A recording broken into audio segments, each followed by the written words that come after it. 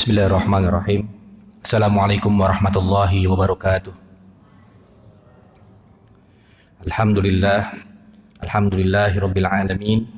Wabihi nasta'inu ala umuri dunya waddin. Wassalatu wassalamu ala nabiyyina Muhammadin wa ala alihi wa sahbihi ajma'in. Amma ba'du. Allahumma alimna ma yanfa'una wa zidna ilman. Yang terhormat pengurus DKM Masjid JGC, jamaah sholat maghrib yang dirahmati oleh Allah Subhanahu wa Ta'ala. Pada hari ini kita akan membahas tentang masalah haid, darah haid, darah istihadah, dan nifas. Sebelum kita membahas masalah tersebut, kemarin kita sempat terhenti ketika membahas masalah junub, bagaimana hukumnya orang yang sedang berjunub membaca Al-Quran. Apa hukumnya? Fadzahabal jumhur ulama mengatakan bahwasanya dilarang untuk membaca Al-Quran ketika junub. Tetapi wadzahaba qaumun ila ibahatihi, dan sebagian di antara Abu Hanifah mengatakan bahwasanya boleh ketika junub membaca Al-Quran. Jumhur tidak boleh. Kenapa sebabnya? Karena ada hadis Nabi Muhammad SAW, hadis Ali bin Abi Thalib, riwayat Abu Daud, bahwasanya Rasulullah SAW annahu qala, Ali berkata, kana Rasulullah SAW la yamna'uhu min qiraatil Quran syai'un illal janabah. Bahwasanya Rasulullah SAW tidak pernah melarang apapun membaca Al-Quran kecuali sedang junub. Nah, itu hadisnya. Itu dalil jumhur. Tetapi bagi sebagian kalangan, sebagian ulama, illal janabah itu, kecuali junub, itu bukan dari Nabi, tambahan dari perawi saja. Nah, begitu maksudnya. Sehingga di riwayat lain hanya la yamna'uhu min qiraatil Quran syai'un. Nah, illal janabah adalah ziyadatun minar rawi. Nah, itu dibahas di ilmu hadis di situ nanti. Nah, bagaimana ada yang menambahkan lafaznya, itu bagaimana bahasannya itu ada di kitab Mustalahul Hadis. Nah, boleh itu dikaji. Jadi perbedaannya itu. Jadi ada hadis riwayat hadis Abu Daud dari Ali bahwasanya Rasulullah SAW tidak melarang manusia, hamba Allah, untuk membaca Al-Quran kecuali sedang junub. Itu yang dijadikan dalil jumhur. Nah, itu riwayat Abu Daud, kalau dicek gitu. Tetapi sebagian ulama, Abu Hanifah dan lain sebagainya, mengatakan bahwasanya illal janabah itu, kecuali junub, itu hanya tambahan saja dari rawinya, dari perawi. Kan perawi itu ada banyak kan? Dalam hadis itu dari Rasul, sahabat, kemudian tabi'in itu ada yang nambahin binal janabah itu. Karena di riwayat lain tidak ada illal janabahnya. Nah, di situ akhirnya perbedaan pendapat di situ. Kemudian yang selanjutnya, bagaimana kalau wanita haid baca Quran, boleh enggak? Begitu. Kalau orang yang mengkiaskan haid dengan junub karena sama-sama mandi wajib, berarti tidak boleh. Kalau mengkiaskannya dengan haid dengan junub. Tetapi kalau tidak mengkiaskan haid dengan junub karena dua masalah yang berbeda, maka boleh membaca Al-Quran ketika haid. Apa dalilnya? Dalilnya adalah Rasulullah SAW tidak melarang Aisyah sedang haid untuk pergi haji, bukan sedang baca Quran ya, pergi haji. Nah, ketika pergi haji tidak dilarang bagi wanita yang haid, berarti membaca Quran pun tidak dilarang, begitu. Nah, itu dalil bagi yang membolehkan wanita haid untuk membaca Al-Quran. Nah, itu wanita yang haid membaca Quran khilaf juga. Jadi kalau dia mengkiaskan, menganalogikan, menyamakan antara junub dengan haid, sama-sama mandi wajib, nah, berarti dia tidak boleh bagi yang haid itu membaca Quran. Yang ada boleh mendengarkan saja, begitu. Nah, itu bagi situ seperti Syafi'iyah dan lain sebagainya. Tapi kalau sebagian ulama mengatakan boleh karena kasusnya berbeda antara junub dengan haid. Kalau junub sekali mandi selesai. Kalau haid bisa 15 hari, bisa 10 hari.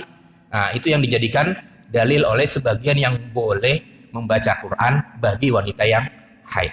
Begitu. Bagi wanita yang haid. Jadi itu, kita tahu dalilnya kan. Jadi bagi wanita yang haid, dilarang. Kenapa dilarang membaca Quran wanita yang haid? Oh, karena dianalogikan, disamakan dengan orang yang sedang junub. Sama-sama mandi wajib. Tapi bagi sebagian kalangan, sebagian mazhab seperti Ahmad bin Hambal, kemudian Abu Hanifah mengatakan bahwasanya tidak sama. Kenapa? Karena haid lebih panjang waktunya. Sedangkan junub ya, ketika kita keluar misalnya keluar mani dan lain sebagainya, mani cukup selesai 5 menit atau 10 menit selesai, udah bisa baca Quran.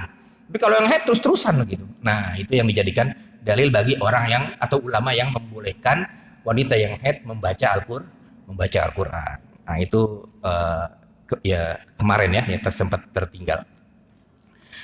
Taib. Pada hari ini kita akan membahas tentang masalah haid, kemudian nifas, kemudian istihadah. Ittafaqul muslimun, para ulama sepakat bahwasanya annad dima, bahwasanya darah itu allati takhruj minar rahim, yang keluar dari rahim, rahim wanita itu ada 3. Yang pertama adalah damu haidin, darah haid. Yang kedua adalah damu istihadatin, darah istihadah. Dan yang ketiga adalah damu nifas, darah nifas. Damu haid itu adalah yang keluar, darah yang keluar, tapi kondisi wanitanya dalam keadaan sehat. Tetapi kalau darah istihadah adalah keluar darah tersebut, kondisinya dalam keadaan sakit, berarti darah penyakit. Kemudian kalau damu nifas itu darahnya keluar ketika melahirkan anak dan lain sebagainya. Baik, mari kita bahas tentang hukum damu haid, darah haid, tapi tidak mendalam banget ya. Karena kalau mendalam banget itu fikih wanita, itu biasanya tamuk banget. Tapi ini kita kulit-kulitnya saja. Kalau misalnya fikih wanita baru ya, kita kulit-kulitnya saja. Jadi masalah damul haid, bagaimana waktunya haid wanita itu? Ikhtalafal ulama berbeda pendapat tentang yang paling lama haid. Hari-hari haid yang paling lama itu berapa kali? Berapa hari begitu. Dan yang paling sedikit berapa hari? Apa dalilnya? Dalilnya bukan Al-Qur'an hadis, tapi dalilnya adalah istiqra. Apa itu istiqra? Para ulama mengamati, meneliti wanita-wanita muslimah. Istrinya diteliti. Berapa sih ditanya, berapa sih gitu.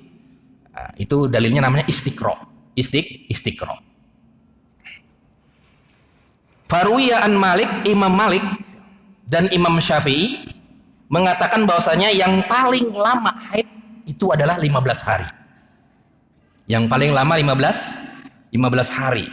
Kalau ada wanita yang terus-menerus keluar darah haid sampai 15 hari, kemudian 16 hari masih keluar terus begitu. Itu bukan darah haid namanya. Hari ke-16-nya bukan darah haid. Tapi namanya disebut damu istihadah, darah istihadah, bukan darah haid. Jadi paling lama 15 hari kalau menurut Imam Malik dan Imam Syafi'i. Jadi kalau wanita yang terus menerus keluar darah haid itu sampai batas 15 hari. Kalau sudah lebih dari 15 hari itu namanya darah istihadah. Beda hukumnya nanti. Kalau darah haid itu nggak sholat. Tapi kalau darah istihadah dia sholat. Gitu. Bedanya itu. Kalau darah haid dia nggak sholat wanita tersebut, tapi kalau darah istihadah dia sholat. Tetapi kalau menurut Abu Hanifah yang paling lama 10 hari, bukan 15 hari. Wa qala Abu Hanifah aksaruhu asratu ayyam, 10 hari. Jadi kalau sudah lebih dari 10 hari masih keluar saja itu darah begitu dari wanita, maka itu bukan darah haid, tetapi darah istihadah. Jadi kita pahami yang paling banyak menurut Imam Malik dan Imam Syafi'i adalah 15 hari. Kalau menurut Imam Abu Hanifah adalah 10 hari. Dalilnya istiqra, ya, bukan hadis, bukan segala macam. Istiqra itu artinya pengamatan ya, penelitian dan lain sebagainya terhadap wanita-wanita muslimah. Kemudian yang paling sedikit, wa amma aqalluhu, yang paling sedikit dari haid itu adalah kalau menurut Imam Malik, fala haddalah. Tidak ada batasan yang paling sedikit. Bal qad takunu duf'atul wahidah. Kadang-kadang sekali keluar haid udah nggak keluar lagi, itu bisa disebut darah haid. Begitu. Jadi kalau menurut Imam Malik, yang paling sedikit tidak ada batasannya. Jadi bisa sekali haid, sekali keluar darah seret, kemudian dia nggak keluar lagi begitu. Nah itu menurut Imam Malik yang paling sedikit tidak ada batasannya. Tetapi kalau menurut Imam Syafi'i, yang paling sedikit 1 hari 1 malam. Jadi tunggu 1 hari 1 malam baru disebut haid. Itu paling sedikitnya. Tapi kalau menurut Imam Abu Hanifah 3 hari 3 malam. Itu perbedaannya di situ ya. Perbedaannya. Jadi kalau menurut Imam Malik nggak ada yang paling sedikit sekali itu bisa jadi darah haid. Kalau maksimalnya 15 hari kalau kata Imam Malik. Kalau kata Imam Syafi'i paling sedikit 1 hari 1 malam. Kalau paling banyak 15 hari. Tapi kalau Abu Hanifah paling sedikit 3 hari 3 malam. Paling banyak 10 hari. Begitu. Apa dalilnya? Istiqro. Istiqro itu artinya pengamatan dari masing-masing wanita-wanita yang beliau tanya. Begitu kan? Begitu maksudnya.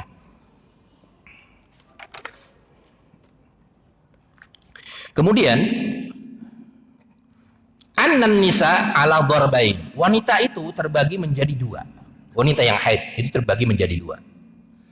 Ada yang wanita yang mu'tadah. Wanita yang haidnya teratur.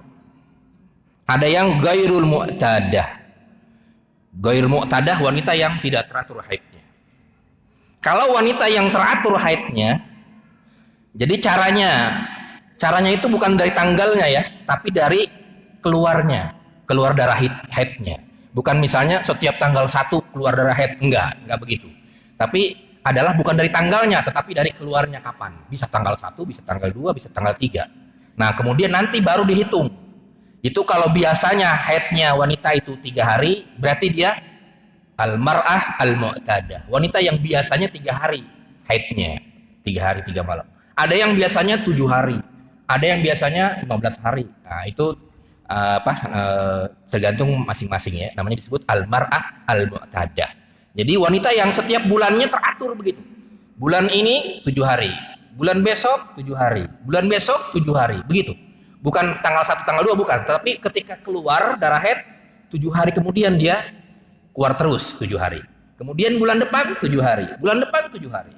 Atau misalnya 10 hari. Bulan depan 10 hari. Bulan depan 10 hari. Itu disebut dengan al-mar'ah al-mu'tadah. Wanita yang biasa ya. Biasa normal situsnya. Teratur. Maka kalau misalnya an-nisa al-mu'tadah, al-mar'ah al-mu'tadah, maka ketika dia berhenti haid, misalnya dia biasa haidnya 7 hari. 7 hari haid. Bulan besok 7 hari. Tapi bulan yang keempat dia hanya haid 5 hari. Dia hanya haid 5 hari. Berat 5 hari haid. Berhenti dia udah keluar lagi. Maka para ulama sepakat dia sudah suci. Dia sudah suci. Jadi kalau sudah berhenti 5 hari, berarti 7 hari kan 2 harinya nggak keluar tuh. Berarti ketika sucinya ketika pas berhenti darah haidnya. Misalnya wanita yang biasanya 10 hari. Kemudian bulan depan 10 hari, bulan depan 10 hari. Ketika di hari yang ke-7, bulan yang keempatnya itu, hari yang ke-7, berhenti dia. Enggak seperti biasanya. Maka ketika dia berhenti, udah enggak haid lagi, hari ke-8 enggak haid, hari ke-9 enggak haid, 10 enggak haid, itu disebut dengan ayyamut tuhur. Sudah suci berarti dia, sudah wajib mandi dan sholat biasa. Itu yang terjadi kesepakatan. Kemudian kalau misalnya dia lebih, tadi kan kurang kan? Misalnya biasanya dia 7 hari, bulan ini 7 hari, bulan depan 7 hari, kemudian bulan besoknya 7 hari. Pas ketika bulan keempat nih, pas hari ke-8 itu masih keluar juga, begitu. Enggak biasanya begitu, masih keluar juga. Maka para ulama berbeda pendapat. Nah, itu. Jadi kalau yang sepakat tadi apa? Kalau dia berkurang. Kalau misalnya dia 7 hari, bulan ini 7 hari, bulan besok 7 hari, bulan depan 7 hari, terus ketika bulan keempat, tiba-tiba dia cuma 5 hari. Berarti ketika dia sudah berhenti haid, berarti itu disebut dengan hari suci. Sudah dia boleh mandi, kemudian dia sholat biasa. Begitu. Tetapi ini kasusnya, udah 7 hari, biasa 7 hari, tapi masih haid juga. Begitu. Biasanya 10 hari, tapi masih haid juga. Begitu. Nah, begitu. Nah, para ulama berbeda pendapat. Kalau menurut Imam Abu Hanifah sampai batasannya 10 hari. Tadi kan yang paling banyak. Kalau misalnya wanita tersebut 7 hari biasanya haidnya, kemudian di hari ke-8 masih haid juga, di hari ke-9 masih haid juga, di hari ke-10 masih haid juga, di hari ke-11 masih haid juga, berarti yang dihitung adalah 10 hari haid. 11-nya bukan dihitung, itu namanya darah istihadah. Tapi kalau menurut Imam Malik dan Imam Syafi'i tadi jelas, ketika biasanya dia 10 hari dia haid, kemudian dia bertambah jadi 11 hari haidnya, kok 11 hari sekarang mas? 12 hari sampai 15 hari dia. Kalau sudah 15 hari lebih baru disebut damu istihadah. Baru disebut dengan darah istihadah. Jamaah kajian fikih maghrib yang dirahmati oleh Allah Subhanahu wa taala. Sebelum kita buka tanya jawab ya, biar nggak lupa ya. Kemudian yang selanjutnya adalah imro'ah ghairu mu'tadah. Perempuan yang tidak punya siklus. Kadang-kadang 7 hari, kadang-kadang 10 hari begitu. Kemudian juga wanita yang haidnya sehari haid, sehari enggak. Sehari haid, sehari enggak, begitu. Atau 2 hari haid, 2 hari enggak. 2 hari haid, 2 hari enggak, begitu. Nah, itu namanya disebut dengan nisa ghairu mu'tadah. Untuk kasus yang kedua, yang sehari haid, sehari enggak, begitu maksudnya. Sehari haid enggak, sehari enggak. Kalau menurut Imam Abu Hanifah,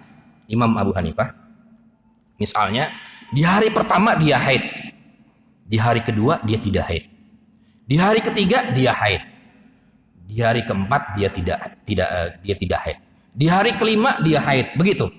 Di hari keenam dia tidak haid, begitu. Selang-seling begitu. Atau 2 hari pertama dia haid, 2 hari kedua dia tidak haid, 2 hari lanjutnya dia haid dan lain sebagainya. Bagaimana nih hukumnya? Hukumnya adalah dia dihitung sampai 10 hari. Dihitung sampai 10 hari. Sampai 10 hari itu disebut dengan ayyamul haid, hari-hari haid. Kemudian kalau ketika sucinya, ini suci nih kan, tadi 2 kali haid, 2 hari enggak. 2 hari haid, 2 hari enggak. Itu yang suci 2 harinya, dia wajib sholat. Itu kata Abu Hanifah. Sama seperti Imam Malik juga begitu. 2 hari haid, 2 hari enggak. 2 hari haid, 2 hari enggak. Atau sehari haid, sehari enggak. Sehari haid, sehari enggak. Itu yang hari-hari enggak haid, itu dia wajib sholat. Misalnya udah berhenti nih hari pertama, berhenti ya. Udahlah saya mandi, sholat. Besoknya dia keluar lagi, berarti enggak sholat dia. Besoknya dia berhenti lagi. Berarti mandi lagi, sholat. Itu kata Abu Hanifah dan Imam Malik. Wajib tetap dia sholatnya wajib. Tetapi kalau kata Imam Syafi'i, tidak wajib sholatnya. Walaupun dia suci, tapi dia tidak suci sebenarnya. Itu bedanya antara Imam Malik, Abu Hanifah, dan Imam Syafi'i. Jadi kalau Imam Syafi'i, 1 hari haid, 1 hari enggak. 1 hari haid, 1 hari enggak. Itu sampai 15 hari kan? Paling lama. Nah itu yang hari yang tidak haidnya, kalau menurut Imam Syafi'i, tidak ada kewajiban untuk sholat. Kenapa? Karena dia masih ayyamul haid. Karena dia masuk hari haid. Walaupun dia sehari haid, sehari enggak, tetap disebut dengan ayyamul haid. Beda dengan Imam Malik dan Imam Abu Hanifah, dia tetap berkewajiban sholat ketika di hari sucinya tadi. Ketika di hari sucinya tadi. Begitu. Mari kita lihat hadis-hadis yang berkenaan dengan haid ini sendiri. Seperti hadis Fatimah binti Abi Hubais. Hadis riwayat Bukhari ya. Para ulama sepakat bahwasanya ketika dia sudah melebihi masa haid, maka dia disebut dengan darah istihadah. Enaknya kalau wanita yang sudah bisa membedakan antara darah haid dan darah istihadah. Itu yang sudah cerdas bisa ya. Namanya disebut dengan al-mar'ah al-mutamayyizah. Wanita yang bisa membedakan mana darah haid dengan mana yang disebut darah istihadah begitu. Kata Rasulullah Shallallahu Alaihi Wasallam kepada Fatimah binti Abi Hubais, "Faida akbalatil haidoh fatrukis sholat." Kalau seorang wanita itu sedang haid, maka tinggalkanlah sholat. Faida zahaba qadruha, kalau sudah hilang, sudah selesai masa haidnya, nggak dibatasi cuma Rasulullah kapan, 10 hari kah, 15 hari kah, nggak ada. Kalimatnya cuma qadruha. Faida zahaba qadruha. Apabila sudah pergi itu masa haidnya, Enggak disebutkan itu. 10 hari kah, 15 hari kah? Berarti apa? Dalilnya istiqra. Kalau sudah hilang, sudah enggak ada haid lagi, fagsili ankad dam wasalli. Maka sudah mulai mandilah kamu, kemudian sholatlah. Nah, itu dalil yang pertama. Kemudian juga dalil yang selanjutnya adalah dalil Ummi Salamah. Ketika ada seseorang yang meminta fatwa kepada Ummi Salamah untuk ditanyakan kepada Rasulullah SAW di riwayat Imam Malik, Imam Ahmad.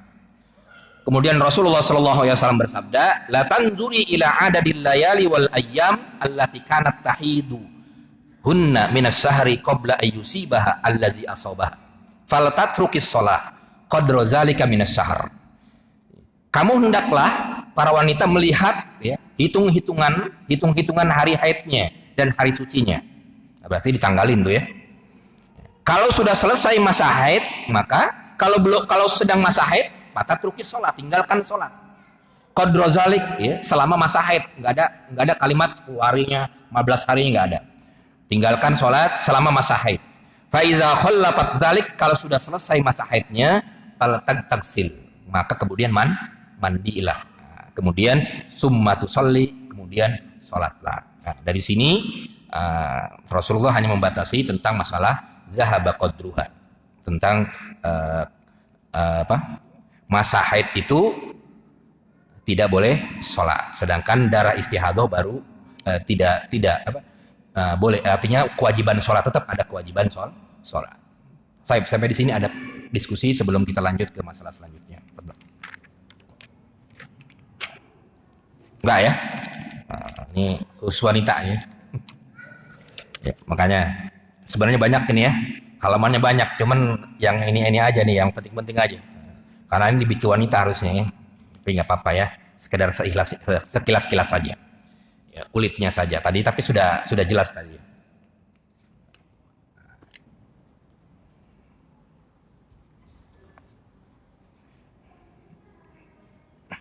Ya, ada yang bertanya, bagaimana setelah haid tapi belum mandi junub, kemudian sudah berhubungan badan dengan suaminya? Nah, ini nanti ada bahasannya sebenarnya. Ada bahasannya nanti setelah ini ya. Jadi belum mandi sudah berhubungan dengan suaminya, belum mandi junub. Ya. Udah selesai nih, udah darahnya sudah berhenti. Sudah berjima begitu kan? Belum mandi junub, bagaimana hukumnya? Nah, di sini ada ada bahasannya. Habis ini ada bahasannya, insyaallah.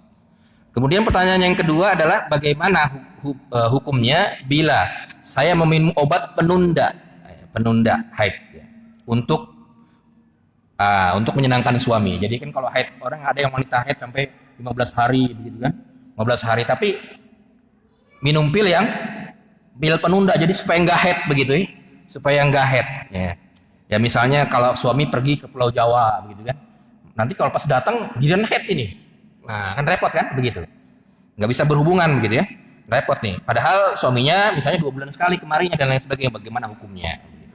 Berarti ini kembali kepada bagaimana hukumnya menunda haid, boleh atau tidak begitu kan, menunda haid boleh atau tidak. Ini namanya wilayah ijtihadiyah sebenarnya ya, wilayah ijtihadiyah, artinya hukum menunda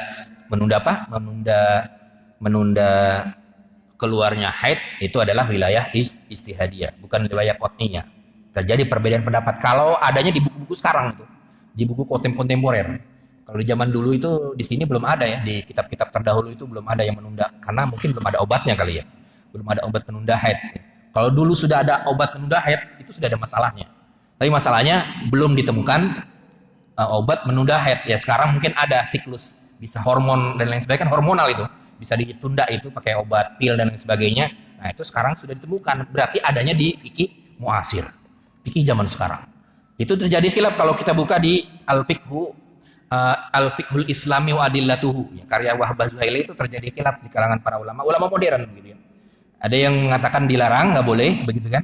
Artinya suaminya ada yang kenapa dalilnya nggak boleh ya, karena melawan fitrah begitu kan. Tapi dalil yang membolehkan karena untuk menyenangkan suaminya. Nah begitu. Artinya ketika suaminya. Tapi bagusnya yang pendapat yang ketiga, bisa diatur itu ketika suami kapan pulangnya. Nah itu berarti tapi memang haid itu kan tidak tergantung siklus. Tanggal 1 pasti haid, enggak juga kan begitu. Kadang-kadang bisa tanggal 5, kadang-kadang bisa tanggal 7. Jadi nggak nentu juga. Kalau kita secara alami nggak nentu begitu. Secara alami nggak nentu. Tapi sekali lagi jawabannya adalah ini adalah masalah wilayah istihadiyah. Istihadiyah artinya wilayah perbedaan pendapat ya. Monggo yang mau mengambil pendapat siapa? Yang pertama adalah kalau dia membolehkan minum apa? Penunda haid. Syaratnya dia tidak merusak tubuhnya. Tidak merusak tubuhnya. Kan ada sekarang pil yang menunda haid, akhirnya apa? Akhirnya tubuhnya rusak, siklusnya jadi rusak akhirnya. Gara-gara minum itu akhirnya bulan depan nggak jelas lagi haidnya. Nah, itu namanya bisa merusak tubuh. Dalilnya ada itu di dalam Al-Quran tentang masalah merusak tubuh. Dalam Al-Quran itu kalau tidak salah, wahai orang-orang beriman, janganlah kamu merusak ciptaan Allah. Sama seperti dalil merokok begitu ya. Dalil umumnya gitu, merusak tubuh kita. Nah, itu dalilnya itu sebenarnya. Dan juga selain itu dalilnya adalah menghilangkan kealamian fitrahnya wanita. Tetapi yang membolehkan adalah tadi ya, demi menyenangkan suami. Kemudian yang kedua adalah tidak ada dalil secara syar'i, artinya secara nas begitu ya, Al-Quran hadisnya. Ini adalah wilayah istihadiyah. Adanya di fikih kontemporer itu. Fikih kontemporer. Kalau bagusnya memang kasih solusi. Misalnya kalau dia suaminya bisa ada jadwal bisa diatur, berarti bisa pulangnya ketika sedang tidak haid begitu. Bagusnya itu. Jadi supaya menghindari khilaf, menghindari perbedaan pendapat kan gampang itu. Berarti kalau dia mampu, berarti ya sudah dia pulangnya ketika dia sedang tidak haid. Begitu. Kalau pulangnya misalnya dari berlayar, berarti sedang tidak haid begitu. Kalau sedang haid jangan pulang dulu begitu. Kalau dia bisa ngatur. Tapi kalau dia nggak bisa ngatur, nah repot begitu. Nah itu sekali lagi ini adalah wilayah istihadiyah. Ya di dalam Al-Qur'annya dan hadisnya ya belum ditemukan begitu. Ada di fikih kontemporer. Kemudian yang terakhir, nggak ada ya belum ya. Nah ini. Kemudian yang selanjutnya, ini masalah hal-hal yang terjadi ketika haid. Hal-hal yang terjadi ketika haid.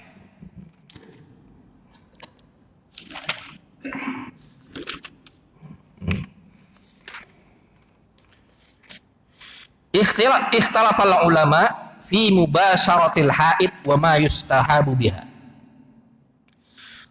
Ulama berbeda pendapat ketika berhubungan suami istri. Suami istri itu sudah selesai, istrinya itu sudah selesai haidnya. Wa qablal iktisal, tapi belum mandi. Nah, ini jawaban yang pertama, kita masuk. Jadi suami menjima istrinya, berhubungan dengan istrinya, tetapi belum mandi, tapi sudah selesai haidnya.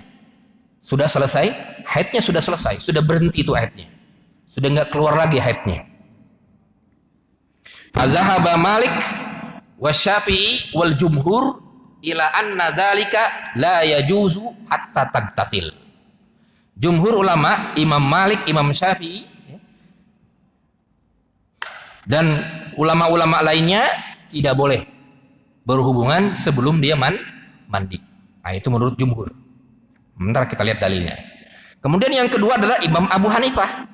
Imam Abu Hanifah mengatakan bahwasanya ila anna dzalika jaizun. Boleh. Boleh. Jaza wat'uha. Boleh berhubungan walaupun sebelum mandi junub. Mari kita lihat dalilnya. Dalilnya adalah simpel. Surat Al-Baqarah ayat 222. Allah berfirman, "Faiza tatoharna." Kalau wanita-wanita sudah suci, tatohar itu suci. Kalau wanita sudah suci, fa'tuhunna min haitsu amarakumullah. Setelah sudah suci baru boleh berhubungan suami istri kembali. Nah, itu dalilnya. Jadi kalimat tatoharna itu, kalau wanita sudah suci, itu maksudnya apa? Apakah inqita'u damil haidi, berhentinya darah haid itu sudah suci, atau sudah suci itu adalah at-tuhuru bil ma. Sudah suci adalah mandi itu sendiri. Nah, itu yang dimaksud dengan perbedaan pendapat ulama itu. Menafsirkan, menjelaskan makna tatoharna. Apabila wanita sudah suci, maka silakan boleh berhubungan kembali. Apa maksud daripada sudah suci itu sendiri? Apakah sudah suci artinya berhenti dari haid? Itu sudah suci, atau dia sudah suci adalah mandi begitu. Tapi kalau menurut jumhur ulama mengatakan itu adalah mandi. Kenapa sebabnya? Karena ketika dia sudah berhenti haid, tapi dia belum boleh sholat kan? Kalau sudah belum mandi, tandanya belum boleh berjima juga. Tetapi kalau menurut Abu Hanifah beda antara sholat dengan berjima, jangan dikiaskan. Sholat yang nggak boleh ketika habis bersuci. Ketika haid sudah berhenti, darah berhenti, sholat nggak boleh, tapi berjima masih boleh. Kenapa? Karena tidak ada larangannya. Jadi yang dimaksud suci adalah inqita'ud damil haid. Kalau menurut Abu Hanifah, suci itu adalah berhentinya darah haid. Itu sudah suci wanita itu. Tapi kalau menurut jumhur, suci darah haid itu adalah ketika dia mandi. Sampai di sini paham ya insyaallah. Jadi gara-gara apa? Kalimat tatoharna tadi.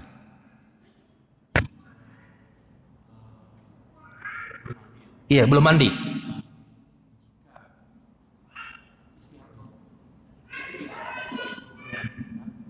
Oh, ini darah istihadoh, bukan darah haid. Istihadoh.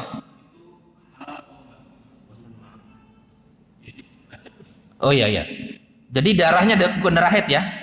Darah istihadoh ya. Darah istihadoh. Kalau darah istihadoh itu beda dengan darah haid.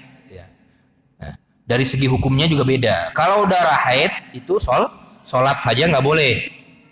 Kalau istihadoh sholat boleh.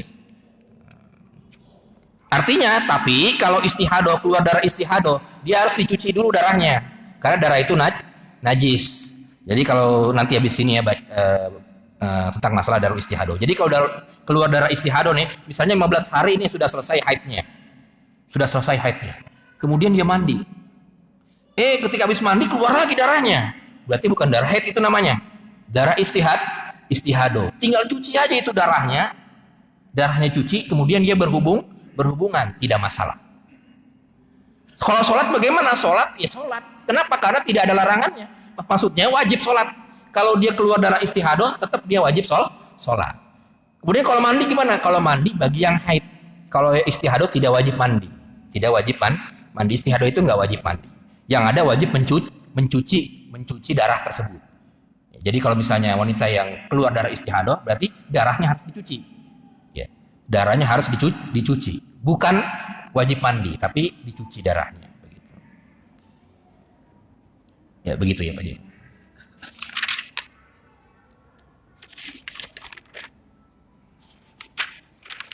Kemudian selanjutnya adalah masalah nifas. Ikhtalafu fi aqallin nifas wa aksarihi. Belum aja nih. Para ulama berbeda pendapat tentang masalah waktunya nifas ya. Paling banyak itu berapa? Kemudian paling sedikit berapa? Jelas dalilnya adalah istiqra tadi ya. Pengalaman atau penelitian terhadap wanita-wanita yang sedang nifas. Kalau menurut Imam Malik dan Imam Syafi'i paling sedikit tidak ada. Jadi bisa jadi nifas itu cuma habis melahirkan udah selesai nifasnya. Itu namanya darah nifas. Begitu. Jadi paling sedikit tidak ada batasannya. Tetapi kalau menurut Abu Hanifah itu adalah mahdud, ada batasannya. Paling sedikit. Paling sedikit adalah khamsatun wa isrun. Paling sedikit 25 hari. 25 hari terus keluar tuh. Itu namanya 25 hari paling sedikit. Kalau paling banyaknya menurut Abu Hanifah 40 hari. Antara 20 sampai dengan 40. Kalau menurut Imam Malik ya, dan Imam Syafi'i batasan sebelumnya tidak ada batasannya. Minimalnya tapi maksimalnya itu antara 40 hari sampai dengan 60 hari.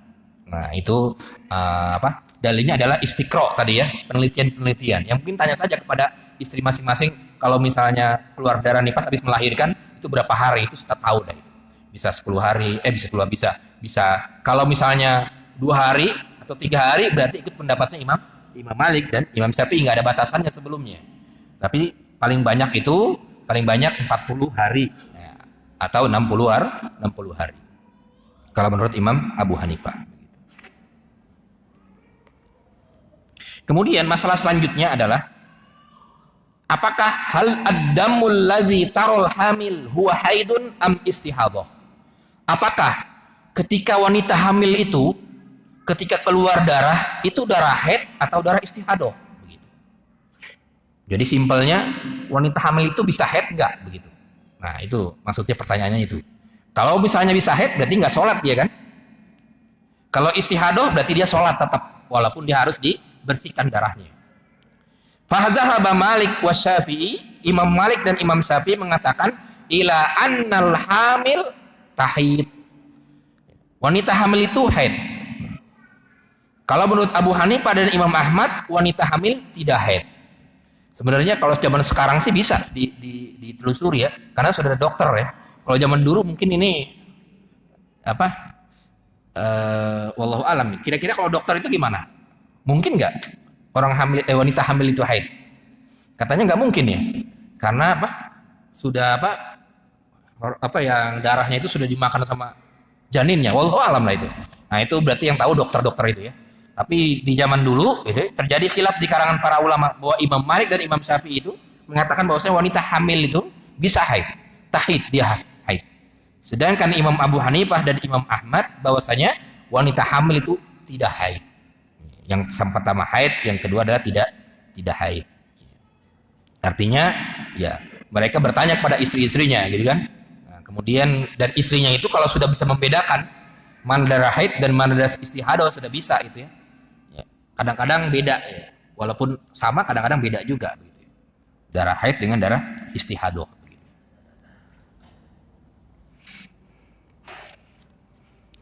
Kemudian masalah yang selanjutnya terakhir nih karena pengen Isa. Nanti habis ini kita masuk ke bab tayamum ya, masuk tayamum gitu. Masalah yang kelima adalah ikhtilafal fuqaha fi suprah wal qudrah. Bahwasanya ulama berbeda pendapat tentang masalah darah yang kuning ya, dan merah, ya, kemerah-merahan. Ya, darah kuning gitu ya, kuning, warnanya kuning gitu. Apakah itu darah haid atau bukan? Menurut Imam Syafi'i dan Abu Hanifah, kalau dia keluar darah tersebut di hari haid, maka dia darah haid. Tapi kalau dia keluar di hari yang bukan haid, maka dia disebut dengan darah istihadah. Jadi darah damus suproh itu masuk ke sibhul haid wal istihadah. Jadi kalau masuk ke dalam hari-hari haid, maka dia darah haid. Kalau masuk ke dalam hari-hari istihadah, maka dia termasuk darah istihadah. Misalnya dia keluar darah suprohnya itu hari ke-17, berarti itu bukan darah haid, berarti darah istihadah. Kalau keluarnya suprohnya misalnya hari ke-3, hari ke-4, berarti itu namanya darah haid. Hukumnya masih darah haid. Mari kita lihat dalilnya. Dalilnya adalah yang pertama hadis Aisyah. Dari Aisyah bahwasanya ia berkata, kunna la nu'addu suproh wal qudrah ba'dal gusli say'an. Kami tidak menganggap darah suproh itu, darah yang kuning itu setelah haid, ya, ba'dal gusli, setelah mandi, setelah haid, itu bukan disebut darah haid, kata Aisyah. Sedangkan dalil yang kedua adalah dalil Ummi Salamah. Ia berkata, la taj'alanna hatta tarinal qissa al-bayda. Ummi Atiyah, bukan Ummi Salamah ya. Bahwasanya kunna yab'asna ilaiha bid-darajah fi hal kursub fihi suprah wal qadrah min damil haid. Jadi yang Ummi Atiyah menganggap bahwasanya darah ini adalah darah haid, sedangkan Aisyah menganggap bahwasanya darah itu bukan darah haid. Ya, jadi supaya menggabungkan dua hadis tadi, ya tinggal digabungkan saja. Kalau darah suprohnya itu munculnya di luar hari-hari haid, berarti dia bukan darah haid. Kalau darah suprohnya itu kuning-kuning itu munculnya ketika darah haid, ketika hari-hari haid, maka dia disebut dengan darah haid. Nah, itu penjelasan daripada Aisyah dan Ummi Atiyah tadi ya.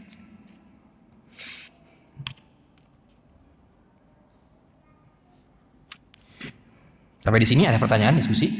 Belum bisa ya? Berapa menit lagi? 2 menit lagi ya? Ada satu lagi masalah nih. Masih tetap masalah haid juga. Ikhtalafal fuqaha fi alamatit tuhur. Para fuqaha berbeda pendapat tentang alamat suci tadi ya. suci itu yang pertama adalah ketika ru'yatul qissatil baydha. Ketika dia melihat cairan putih.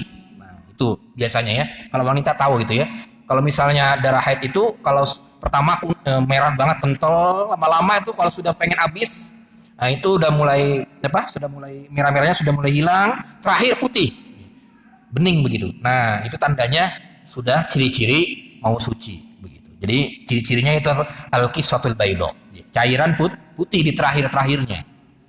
Nah, itu ciri-ciri yang pertama. Kemudian yang kedua adalah al-jufuf, kering, sudah kering gitu ya. Nah, itu juga ciri-ciri yang kedua. Nah, itu. Dan yang ketiga adalah tadi ya, ciri-cirinya adalah ketika iktisal, mandi junub. Nah, tadi makanya pertanyaannya hubungannya dengan itu. Apakah berhenti haid itu sudah suci atau belum? Nah, yang berhenti haid itu tadi ya, munculnya putih, cairan putih terakhir itu, nah itu tandanya berhentinya haid. Atau setelah kering, nah itu berhentinya haid.